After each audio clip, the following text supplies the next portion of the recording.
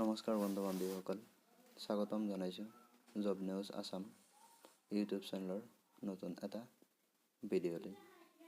আজি আমি এই ভিডিঅ'ত অসম চৰকাৰৰ আহিবলগীয়া চাকৰি পৰীক্ষাৰ বাবে অতি গুৰুত্বপূৰ্ণ কিছুমান প্ৰশ্নৰ উত্তৰ আলোচনা কৰিম। তো আহক দেৰি নকৰাকৈ ভিডিঅ'টো আৰম্ভ কৰোঁ। প্ৰথম প্ৰশ্ন, কিমান চনত অসমীয়া সত্ৰীয়া নৃত্যক সংগীত নাটক একাডেমীয়ে শাস্ত্ৰীয় নৃত্যৰ মৰ্যাদা প্ৰদান কৰিছিল? উত্তৰ 2000 চনত। 2000 চনত অসমীয়া সত্ৰীয়া নৃত্যক সংগীত নাটক একাডেমীয়ে শাস্ত্ৰীয় নৃত্যৰ মৰ্যাদা প্ৰদান কৰিছিল। 2 নম্বৰ প্ৰশ্ন, অসমত কেতিয়া চৰকাৰী কলা শিল্প মহাবিদ্যালয় প্ৰতিষ্ঠা কৰা হৈছিল? উত্তৰ 1947 চনত। 1947 চনত অসমত চৰকাৰী কলা শিল্প মহাবিদ্যালয় প্ৰতিষ্ঠা কৰা হৈছিল। 3 নম্বৰ প্ৰশ্ন, সংগীত নাটক একাডেমীৰ দ্বাৰা বঁটা লাভ কৰা প্ৰথমগৰাকী অসমীয়া মহিলা কোন আছিল? উত্তৰ প্ৰতিমা পাণ্ডে বৰুৱা। প্ৰতিমা পাণ্ডে বৰুৱা সংগীত নাটক একাডেমীৰ দ্বাৰা বঁটা লাভ কৰা প্ৰথমগৰাকী অসমীয়া মহিলা। 4 নম্বৰ প্ৰশ্ন, কোনজন অসমীয়া গায়কক জনপ্ৰিয়ভাৱে বিহুৰ ৰজা বুলি জনা যায়?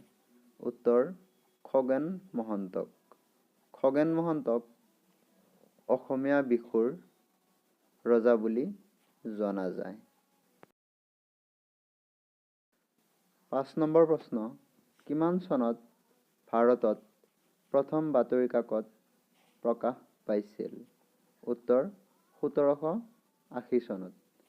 1780 চনত ভাৰতত প্ৰথম বাতৰি কাকত প্ৰকাশ পাইছিল।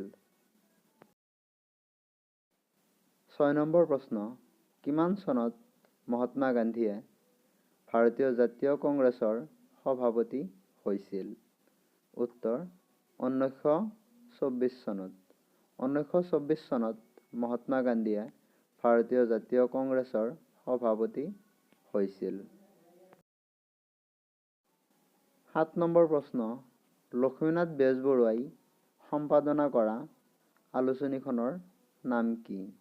উত্তৰ বাঁহী। লক্ষ্মীনাথ বেজবৰুৱাই সম্পাদনা কৰা আলোচনীখনৰ নাম হ'ল বাঁহী আলোচনী। 8 নম্বৰ প্ৰশ্ন, অনুৰাধা শৰ্মা পূজাৰীৰ ইন্দিৰা মিৰিৰ জীৱন আধাৰিত উপন্যাসখনৰ নাম কি? উত্তৰ মেৰেং।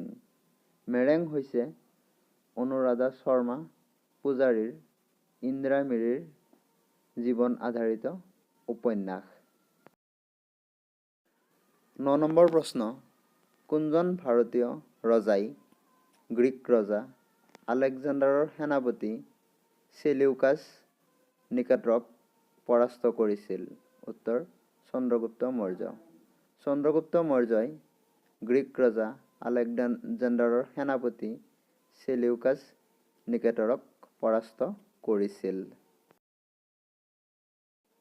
10 নম্বৰ প্ৰশ্ন, কোনটো জলপথে আন্দামান সাগৰক দক্ষিণ চীন সাগৰৰ সৈতে সংযোগ কৰিছে? উত্তৰ মালাক্কা জলদ্বীপ। মালাক্কা জলদ্বীপে আন্দামান সাগৰক দক্ষিণ চীন সাগৰৰ সৈতে সংযোগ কৰিছে। 11 নম্বৰ প্ৰশ্ন, কিমান চনত ভাৰতত ৰাষ্ট্ৰীয় খাদ্য সুৰক্ষা আইন গৃহীত কৰা হৈছিল? উত্তৰ 2013 চনত। 2013 চনত ভাৰতত ৰাষ্ট্ৰীয় খাদ্য সুৰক্ষা আইন গৃহীত কৰা হৈছিল। 12 নম্বৰ প্ৰশ্ন, সুকুমাৰ বৰকাইত কোনজন আহোম ৰজাৰ ৰাজদৰবাৰৰ কবি আছিল? উত্তৰ শিৱসিংহ।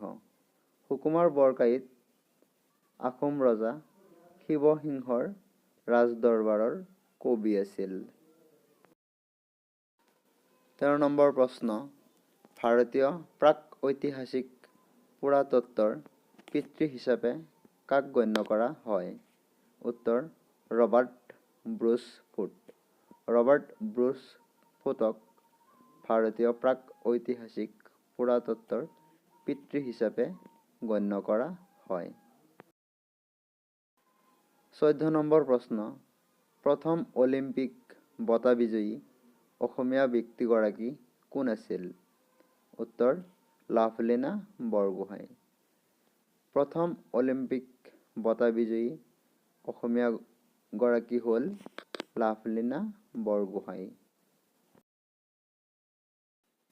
15 নম্বৰ প্ৰশ্ন, কাৰ অনুৰোধত শ্ৰীমন্ত শংকৰদেৱে ৰাম বিজয় নাটকখন ৰচনা কৰিছিল?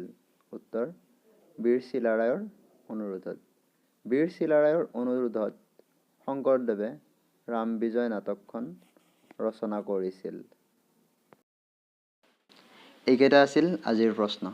যদি ভিডিঅ'টো ভাল লাগিছে, ভিডিঅ'টো এটা লাইক কৰিব আৰু এনেকুৱা ধৰণৰ নতুন নতুন ভিডিঅ' পাবলৈ চেনেলটো ছাবস্ক্ৰাইব কৰিব। আৰু যদি কিবা ভুল হৈছে এই ভিডিঅ'ত কমেণ্ট কৰি শুধৰাই দিব। ভিডিঅ'টো শেষলৈ চোৱাৰ বাবে ধন্যবাদ।